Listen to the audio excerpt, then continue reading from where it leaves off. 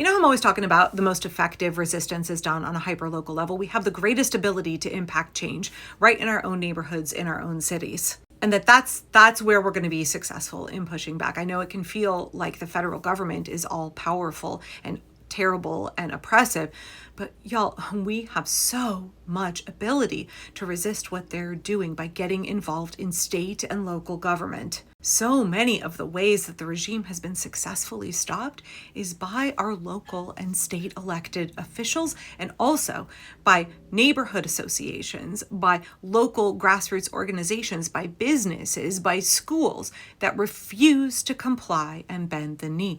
They can't win as long as we are all resisting. And we are this huge, diverse force of resistors all over the country. And we need to focus our energy most in those areas where we can do the most good. And that's on a local level. So with all of that in mind, I have a story. It's from Kansas City. It broke late on Friday, January 15th. Things were really, really hectic, so I didn't get around to covering it then.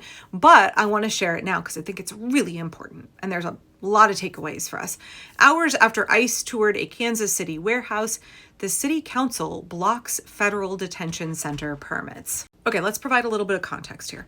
So we know that ICE is running out of space in their concentration camps. Sorry, they like to call them detention facilities. They are all overcrowded. They don't have enough room to keep everybody. And so they're desperately shopping around for new locations. They've been looking in Newport, Oregon, all over the country. I think they have plans to open something like a dozen more concentration camps. That tells you the scale of the ethnic cleansing is big business, by the way. These are all private corporations, Geo Group, Core Civic, Team Human Solutions, I think is the other one. Big business. These are private businesses run by greedy, cruel men who are perfectly happy getting paid billions and billions of dollars to commit an ethnic cleansing. They're getting rich off of this with our taxpayer dollars. So these private corporations are looking for new places to put detention facilities. So DHS and these businesses, their representatives are shopping around for these locations. And just so you know, it's not just to keep immigrants. They also plan to keep American citizens in them. We had testimony this past week from American citizens who were abducted in Minnesota and stuffed into these places for hours, if not a couple of days, that they have partitioned areas specifically for American citizens. ICE does not have jurisdiction over us. But they want to. Christine Ohm and Stephen Miller and Donald Trump want to make ICE a paramilitary force that will be allowed to violate the rights of every American citizen. They want to do away with our constitutional rights and let ICE do whatever the fuck they want to us. Some of us have been warning about that since before Trump got elected. When we heard that they were starting to build these facilities in Texas and Florida and elsewhere, we warned everybody they're not going to stop with immigrants who are undocumented. They will advance through it's the first they came for poem, right? They would go to asylum seekers. They would go to people who had permanent resident status. They would go to naturalized citizens. They would go to American citizens. Donald Trump said he wanted 6 COTs, right? 6 torture gulags built in El Salvador for American citizens. Have y'all forgotten? He said that in April of last year. And this is precisely where local resistance comes into play, both from the people and also local government. They want to do a capitalism with ethnic cleansing? Cool. Then all kinds of local codes and ordinances come into play. As always, I really encourage you to go read the whole piece from NPR. It's by Salisa Kalakal from KCUR. On Thursday morning, officials from the Department of Homeland Security toured a warehouse in South Kansas City with aims to hold detainees there. But by the afternoon, city lawmakers had put in place a measure to stop such detention centers from being approved. So folks started speculating after several federal agents were spotted at this warehouse on Botts Road. Like, are they going to do more ICE raids in Kansas City? What's happening? But Jackson County legislator Manny Abarca confirmed that they were ICE agents and that they were looking to open a new detention facility. So Mr. Abarca went to this warehouse to see what was going on. That's his job as an elected official. And he said he was confronted by 6 ICE agents. 6 guys who won't identify themselves shining their flashlight in his car. And he's like, what are you doing here? And they said, oh yeah, we're touring with private contractors, seeing about putting in a detention facility at this location. Private contractors, right? Big business. Ethnic cleansing is big business. How many construction companies, corporations, security companies are making a shit ton of money? And how can we target them for boycotts, right? How can we target them economically? Who's providing catering to ICE? Who's putting ICE up in hotels? Yeah, this is part of resistance, identifying those businesses and going for their pocketbooks. So ICE admits they're looking to put this mega detention facility in Kansas City, and the public could freak out, they could have protests, but there's other levers that can be pulled.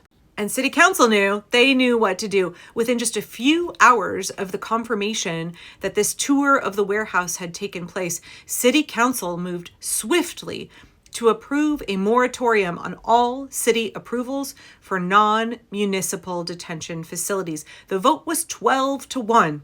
Nathan Willett, I don't know who the hell you are and why you voted no, but I hope your constituents know. Oh wait, just kidding. Nathan Willett's a total bootlicker. He said Kansas City should not take part in obstructing or appearing to obstruct legitimate state and law enforcement efforts. Y'all, they put a moratorium in place until 2031, and it applies to permits, zoning applications, project plans, or development plans. They would have to get a special use permit that would have to be approved by the city council in order to put an ICE facility there. City council ain't going to do that. There also is the issue of the private property owners who apparently live in Kansas City, potentially trying to sell that building to ICE. But City Council member Jonathan Duncan said that the city is pressuring the owners of that building not to sell the warehouse, and that a public pressure campaign is being coordinated as we speak to keep them from selling this building to ICE. If they want to continue to do business in Kansas City, they need to understand that you are not going to sell out your community for short-term profit.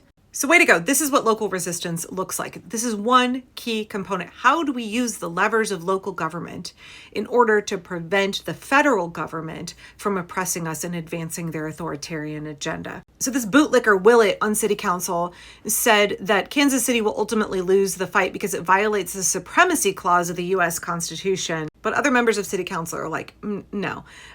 Anyone seeking to build mass detention centers should see legal challenges and lengthy court battles ahead. We have the authority to decide how we build in our city, and we've elected that our city is best with housing, industrial development, and jobs, not necessarily gigantic jails, said one city council member. Now, there are concerns about the Missouri Republican leadership because they're also a bunch of bootlickers. Remember how they were like, sure, Donald Trump will gerrymander the shit out of our state. We'll do whatever you want, Daddy Donald. There's concern that from the state legislature level, they could try and interfere here. But as Abarca said, they're going to try and force us to do it, but we get to decide how to respond, right? I thought y'all were all about states' rights. I thought y'all were about letting communities determine what they want to do and not having big government interference. And now we have the most incredibly massive and oppressive government that is absolutely trampling all over the rights of people and towns all over this country. How quickly MAGA has flipped from all of their previous slogans and, ideologies. Okay, and this is where I want to offer maybe like a little bit of a warning, a little bit of a heads up, because what we saw here was an empty giant warehouse. We know that ICE is scouting for empty warehouses in order to set up new concentration camps. And some of y'all know that my neighborhood was significantly impacted when a previous iteration of city council, this is where I should get out my fuck Ted Wheeler hat every time I talk about this happening, they allowed a giant diesel freight warehouse to be built right across the street from the high school in my neighborhood. When we all wanted to see a community center or maybe like cool shops on the ground floor and then affordable housing above, something like that. No. City council said, no, we have to let Prologis come in. They're already the largest industrial landowner in the city, but we need to let them fuck up your neighborhood and build a giant freight warehouse in the middle of a residential neighborhood. We can't stop them. But guess what? All of these freight warehouses all over the country have been massively overbuilt. The market is intensely saturated. These guys started doing that in 2020 when everybody was shopping online because we were all locked in at home. And now these are all hugely overbuilt and tons of them sit vacant around the country, like the one at the end of my street, vacant, giant opportunity cost for my community, right? More people are employed at the Tiny Parker's coffee shop than are employed in this giant freight warehouse. It sits empty. But if there's one of these in your neighborhood, maybe you want to keep tabs on it and see whether or not ICE is lurking around, seeing whether they could rent it to put a concentration camp in the city where you live. Because these giant corporations that build these freight warehouses, they're not moral, they're not ethical. I'm sure they would have no problem partnering with ICE. It's an awful lot of square footage that sits empty in an awful lot of towns around the country. So just keep your eye out. And also, what can you do proactively with your local government to pass ordinances like this that put a moratorium on building these detention facilities or leasing them or permitting them? What can you do proactively? Because we know ICE is going to desperately try to up their ethnic cleansing. How do we get ahead of them? How do we keep tabs on what's happening and resist it?